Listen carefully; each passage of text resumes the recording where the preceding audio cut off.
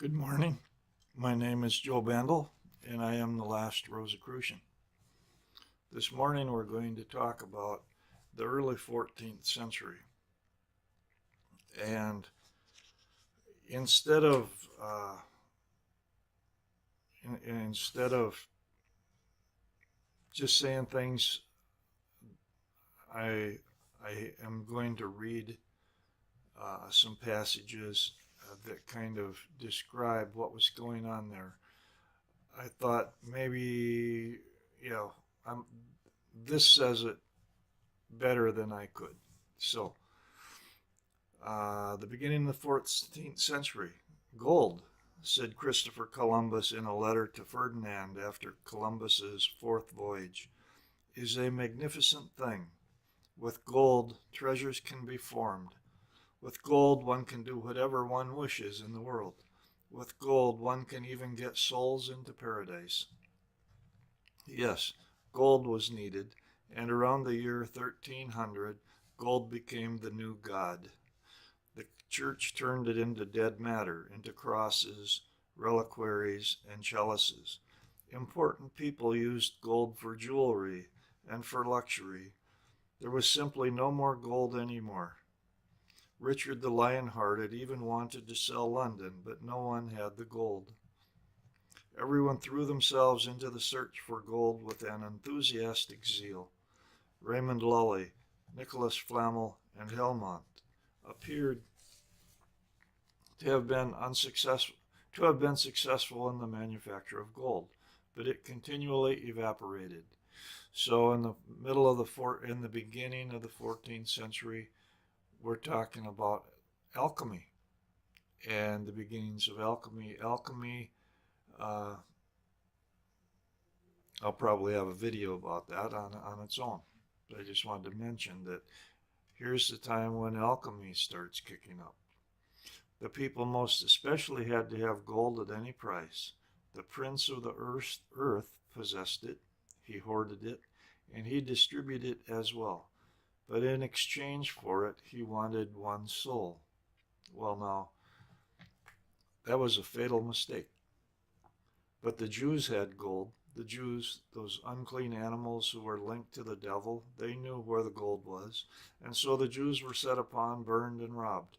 But their gold was not sufficient. Nothing helped. And people had to turn to the devil. And gold became the new Antichrist. Satan had turned himself into gold and had made the church into a bought off whore, the government into a band of counterfeiters, the judges into scoundrels, the priests into shameless profiteers, the purest women into prostitutes, and the most upright convictions into the most infamous depravity. You can see that the entire fabric of society was being turned inside out. And I would like to interject and say that we can see that happening today, in today's world as well. The Templars had gold and they were destroyed. The church had gold and it was confiscated. The Jews had gold and they were burned.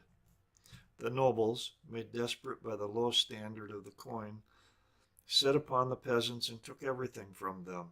And if they didn't have any more than hot coals, if they didn't have any more gold, hot coals were put under their feet. Naturally, the peasants had buried gold since they didn't want to give it up. And that's the way they got it from them, through torture. And the people, mad with desperation, gave itself over to bestial acts, committed shocking outrages, and were once again struck down to the ground. Uprisings, we're talking uh, the common people. And part of what we're trying to look at in the history of organic Gnosticism is the common people. What's been going on with the common people? We're finding that here. During the time of Louis the Pious, hordes of peasants marauded through France, killing and plundering. They massacred the priests and befouled the sacraments. Always the same thing over and over until they were eventually scattered and destroyed, hacked like rabid dogs. As Nanjis says with grim satisfaction. After a generation, there was another terrible peasant uprising. Again, it was suppressed, and the peasants were hung after horrible tortures. There were 20 or 30 more or less hanging from the gallows and in the trees. The worst and most violent uprisings took place in the Languedoc in southern France, this area that we've been talking about. In 1381, the peasants threw themselves on the nobles and priests. They had quite an entertaining time with the priests. Pierre de la Bruyere, the chief of the bands, had their fingers hacked off, their tonsured scalps ripped off, and then had them burned on the lesser fire, and it was very bad. It is feared that all kindness will perish, said Froissart. The peasants were paying the nobles back for centuries of torments, for all the beatings and the hunger and the blood-sucking of the nobles that they had experienced at their hands. Again, the people were suppressed with the most gruesome bestiality, but the nobles were a bit more refined in the techniques of their tortures than the peasants had been. The peasants had to give themselves over to the devil. He alone had compassion for them. He alone helped them find a few hours of happiness, for he alone gave them the means to avenge themselves on the nobles who did not even consider them to be human. For the torments with which the nobles inflicted on the peasants were manifold, and absolved a portion of their sins while they were still here on earth. This was all being done under the guise of spirituality, under the guise of religion, and with the blessings of the church. And someday that karma needs to be repaid.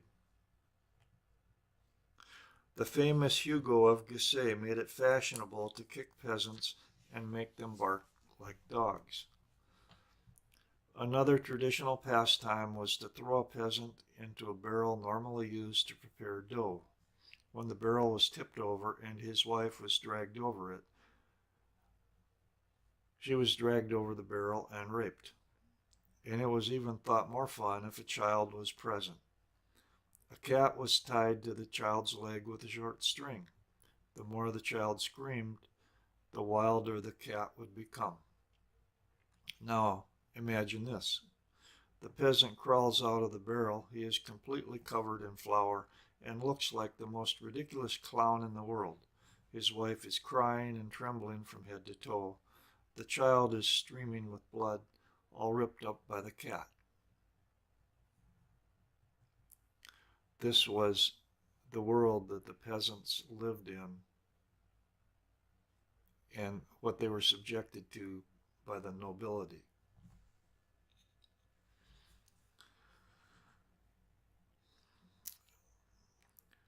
Is prima noctis, or the rite of the first night, was a nice invention to alleviate the boredom of the nobles.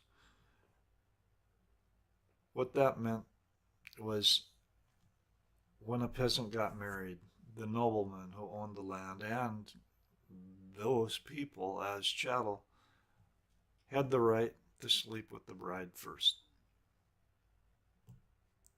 As far as sexual enjoyment was concerned, the nobleman was rather blasé.